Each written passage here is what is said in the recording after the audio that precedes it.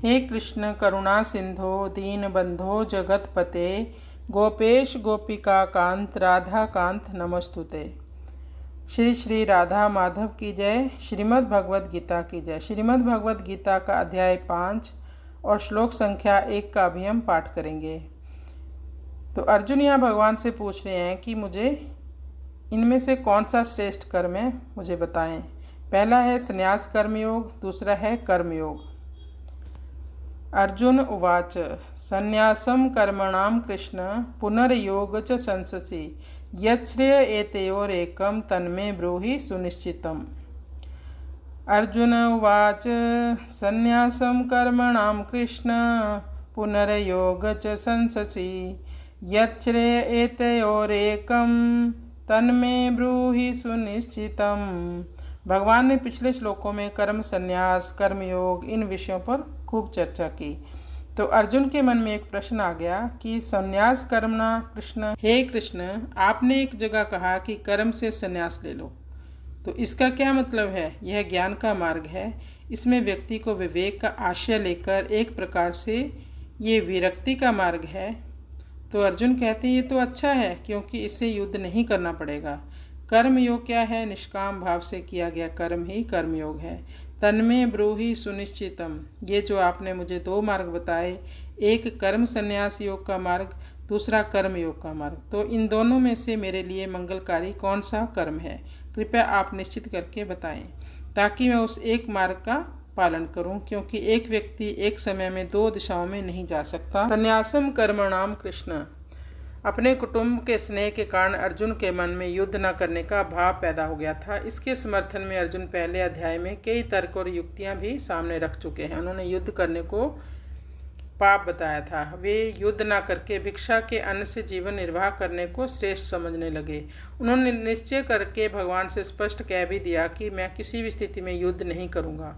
प्राय वक्ता के शब्दों का अर्थ श्रोता अपने विचार के अनुसार लगाया करते हैं। स्वजनों को देखकर अर्जुन के हृदय में जो मोह पैदा हुआ, उसके अनुसार उन्हें युद्ध रूप कर्म के त्याग की बात उचित लगी।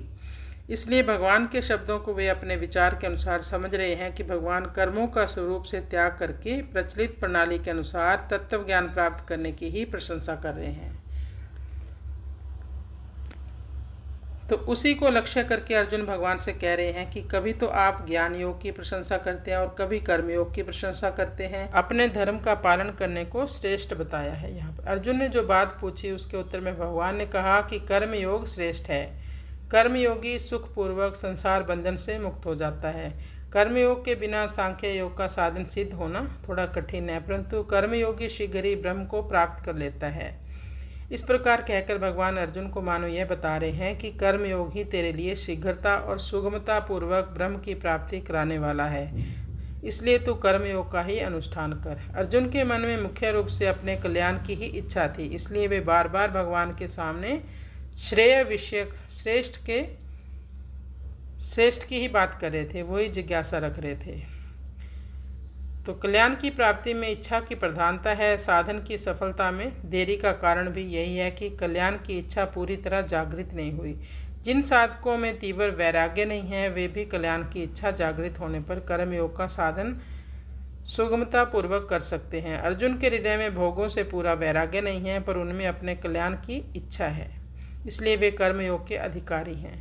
परंतु वास्तव में अर्जुन राज्य और भोगों को सर्वथा नहीं चाहते हों, ऐसी बात भी नहीं है। वे कहते हैं कि युद्ध में कुटुंबी जनों को मारकर राज्य तथा विजय नहीं चाहता। इसका तात्पर्य है कि यदि कुटुंबी जनों को मारे बिना राज्य मिल जाए तो मैं उसे लेने को तैयार हूँ।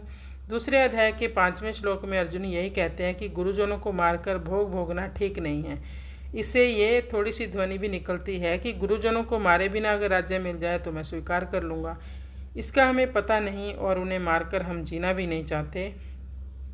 इसका तात्पर्य यह है कि यदि हमारी विजय निश्चित हो तथा उनको मारे बिना राज्य मिलता हो तो मैं देने को तैयार हूँ।